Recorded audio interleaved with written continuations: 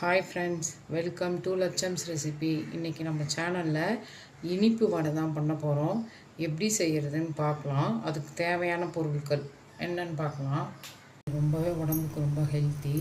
அந்த உளுந்த வடையில் நம்ம எப்பயும் வெங்காயம், பச்சை மிளகாய், இஞ்சி அதெல்லாம் சேர்த்து பண்ணுவோம், இல்லைனா மிளகு சேர்த்து பண்ணுவோம் இல்லையா. இப்போ இதில் மாற்றாக இப்போ நம்ம என்ன பண்ண போகிறோம்னா, அந்த தேங்காய் துருவினது வச்சுருக்கேன், தூள் வெல்லம் எடுத்து வச்சுருக்கேன், நெய், ஏலக்காய், உளுந்து நான் வந்து இந்த மெஷரிங் கப்பால் 1 கப் உளுந்து நான் ஊற வச்சுருக்கேன். 1 மணி நேரம் ஊறினா போதும். அந்த உளுந்து, இந்த ஊறின உளுந்தில் தண்ணி ஒரு சொட்டு கூட இல்லாமல் வடிகட்டிடணும். நம்ம கிரைண்டரில் அரைக்கிறதுனா கிரைண்டரில் போட்டுட்டு ஒரு பாதி அளவு அரைஞ்ச உடனே தேங்காய் பூ போட்டுக்கலாம். அதுக்கப்புறம் தண்ணியே ஊற்றக்கூடாது, இந்த வெல்லத்தை சேர்த்து தான் அரைக்கணும். நம்ம இந்த 1 கப் உளுந்துக்கு 1/4 கப் தூள் வெல்லம் வச்சுருக்கேன். நீங்கள் உருண்டை வெல்லம் இருந்தால் துருவி எடுத்துக்கோங்க. 1/4 கப் அளவுக்கு இந்த தேங்காய் பூ திருவி வச்சுருக்கிறதுல ஒரு 4 டேபிள் ஸ்பூன் அளவுக்கு தேங்காய் பூ திருவி சேர்த்துக்க போகிறேன். இப்போ மிக்ஸி ஜாரில் தண்ணி இல்லாமல் உளுந்தை சேர்த்துக்கணும். ஊற வச்ச உளுந்தை இது நான் சின்ன கப்பில் தான் அரைக்கிறேன். அது உளுந்து 2 தடவையாக போட்டு அரைச்சிக்கலாம். பாருங்கள், இப்போ உளுந்து சேர்த்து இப்படி அரைச்சிருக்கோம்ல. இப்போ நம்ம வடைக்கு அரைக்கும்போது தண்ணி தெளித்து அரைப்போம்ல, இப்போ அதெல்லாம் தெளிக்கக்கூடாது. இதுக்கு பதில் நம்ம வெல்லத்தை தான் சேர்த்துக்கணும். இப்போ நான் அதுக்கு 1/4 கப் வெல்லம் எடுத்து வச்சுருக்கேன்ல, அதுலேருந்து இப்போ ஒரு 2 டேபிள் ஸ்பூன் அளவுக்கு சேர்த்துக்கிறேன். சேர்த்து தான் இப்போ நான் அதை அரைச்சிட்டு வர போகிறேன். தண்ணி சேர்க்கக்கூடாது. இப்போ பாருங்கள், தண்ணிக்கு பதில் இந்த வெல்லத்தை தான் நான் சேர்த்துக்கிட்டேன். தூள் வெல்லத்தை சேர்த்து இந்த அளவுக்கு கட்டியாக இப்போ அரைஞ்சிருக்குல்ல, மை மாதிரி போட்டு அரைக்கக்கூடாது.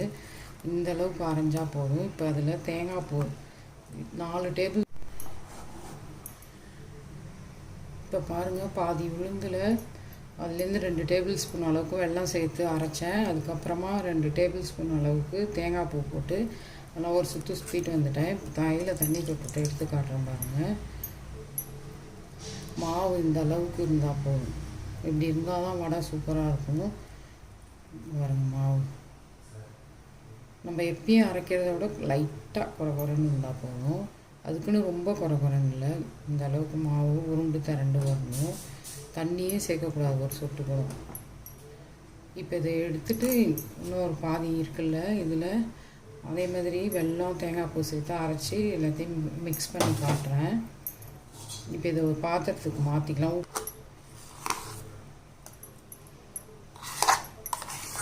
இதில் உப்புலாம் சேர்க்கக்கூடாது.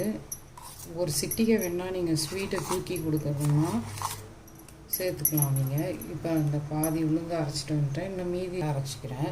இப்போ மீதி இருக்கிற உளுந்தையும் தண்ணி இல்லாமல் வடிகட்டி வச்சுருக்கிற அந்த உளுந்தை சேர்த்துக்கலாம்.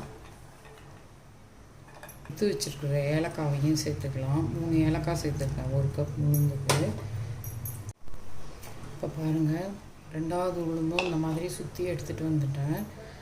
டேபிள் ஸ்பூன் அளவுக்கு தேங்காய் பூ சேர்த்துட்டேன். இப்போ அதே மாதிரி இந்த பாதி உளுந்துக்கும் 2 டேபிள் ஸ்பூன் தேங்காய் பூ சேர்த்துக்கலாம். இப்போ அரைச்சிட்டு காட்டுறேன். இப்போ பாருங்கள், 2வது போட்ட உளுந்து அந்த வெல்லம், தேங்காய் பூ சேர்த்து அரைச்சிட்டேன். இப்போ எடுத்து காட்டுறேன் பாருங்கள். மாவு கையில் தண்ணி தொட்டுட்டு எடுத்திங்கன்னா அப்படி வடையை போட்டால் அப்படியே சும்மா புசு புசுன்னு வரும். இந்த அளவுக்கு அரைச்சி எடுத்துக்கோங்க. நீங்கள் மிக்ஸி ஹீட் ஆகிடும் அப்படின்னு நினச்சிங்கன்னா இந்த உளுந்து 1 மணி நேரம் ஊறினதும் ஒரு 10 நிமிஷம் ஃப்ரிட்ஜில் வச்சுருங்க, சில்லுப்பாயிடும். அது மாதிரி தேங்காய் பூ திருவுனதும் ஃப்ரிட்ஜில் வச்சிட்டோம்னா சில்லுன்னு இருக்கலாம். அதை சேர்த்து அரைக்கும் போது மாவு ஹீட் ஆகாது, நீத்து போன மாதிரியும் ஆகாது. தண்ணியே சேர்க்காமல் இது உடம்புக்கு ரொம்பவே நல்லது. இப்போ நம்ம வீட்டிலலாம் பொண்ணுங்க வயசுக்கு வந்துட்டாங்கன்னா உளுத்தங்களி செஞ்சு கொடுப்பாங்கள நல்லெண்ணெயில். இப்போ அதுக்கு பதில் நம்ம இந்த மாதிரி இந்த உளுந்தில் வந்து தேங்காய், வெல்லம், ஏலக்காய் சேர்த்து அரைச்சிட்டு இந்த மாதிரி செஞ்சு கொடுத்தா குழந்தைங்களும் விரும்பி சாப்பிட்ருவாங்க. அடிக்கடி நம்ம இந்த மாதிரி செஞ்சு கொடுக்கலாம். எலும்புகளுக்கெலாம் ரொம்ப நல்லது. கால்சியம், அயன்லாம் நிறையா இருக்குது உளுந்தில், சொல்லவே வேணாம். நம்ம அந்த அளவுக்கு ஏகப்பட்ட சத்துக்கள் இருக்குது. இப்போ கடாய் வச்சாச்சு. கடாயில் நம்ம வந்து கடலெண்ணெய் சேர்த்துக்கலாம்.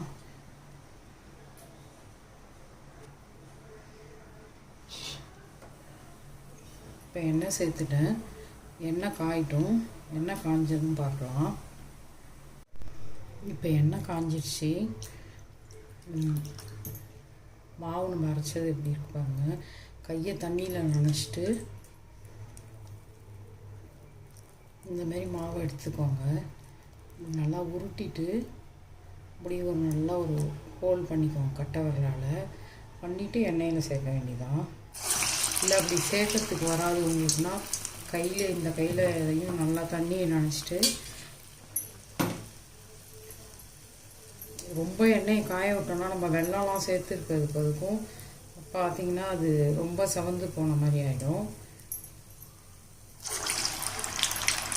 போட்டோடனே மேலே எலும்பி வரணும் வடை, அந்தளவுக்கு காஞ்சா போதும். எண்ணெய் ரொம்ப காஞ்சிடுச்சுன்னா வடை இந்த மாதிரி தான் வரும். இந்த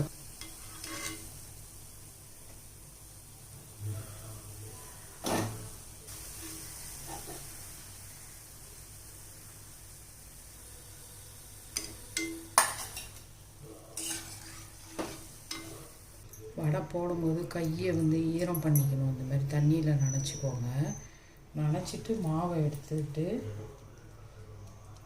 இப்படி மாவை உருட்டிக்கிட்டு இந்த கையில் வச்சுக்கோங்க. இந்த கையில் வச்சு நல்லா அப்படி தட்டிட்டு நடுப்புற நல்லா அப்படி ஹோல் பண்ணுங்கள். அப்போ தான் டோனட் மாதிரி இருக்கும் நமக்கு பார்க்க. இந்த மாதிரி ஹோல் பண்ணிவிட்டு அப்படியே இப்படி சாய்ச்சி எண்ணெயில் போட வேண்டியதான்.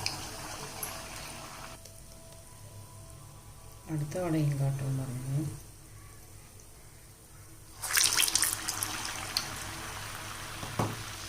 இது நம்ம இனிப்புலாம் சேர்த்துருக்கிறதுனால சீக்கிரமே செவந்து போயிடும் வடை.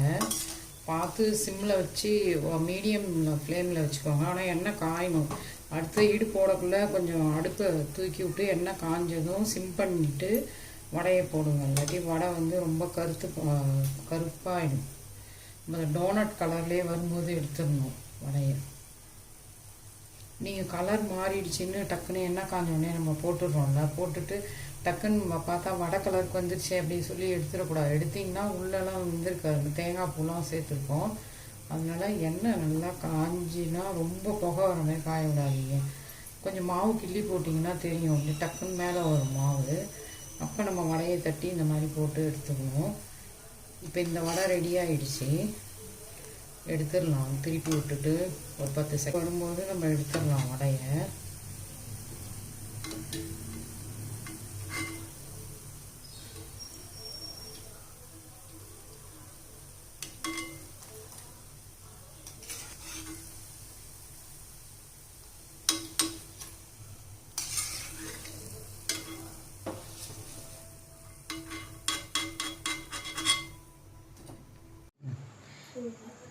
இப்போ இனிப்பு வடை ரெடி ஆகிடுச்சு. வடையெல்லாம் சுட்டு முடிச்சிட்டேன். இனிப்பு வடையை டோனட்னு கூட சொல்லலாம். இதில் சர்வ் பண்ணுறதுல தான் ஹைலைட்டே இருக்குது.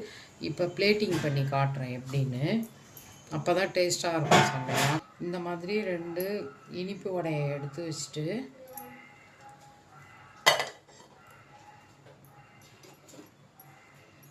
அது கூட கட் பண்ணி வச்சுருக்கிற வாழைப்பழத்தை எடுத்து கூட பொரிச்சிக்கணும்.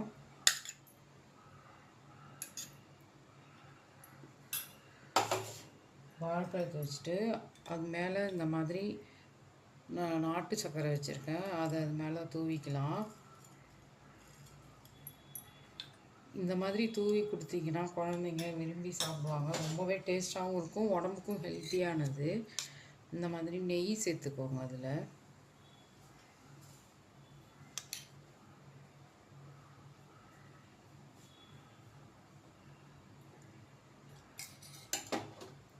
இந்த மாதிரி தான் சர்வ் பண்ணி கொடுக்கணும். வடையை புட்டுட்டு இந்த வாழைப்பழம் நெய் சர்க்கரையோடு சேர்த்து சாப்பிடும்போது செம்ம டேஸ்ட்டாக இருக்கும்.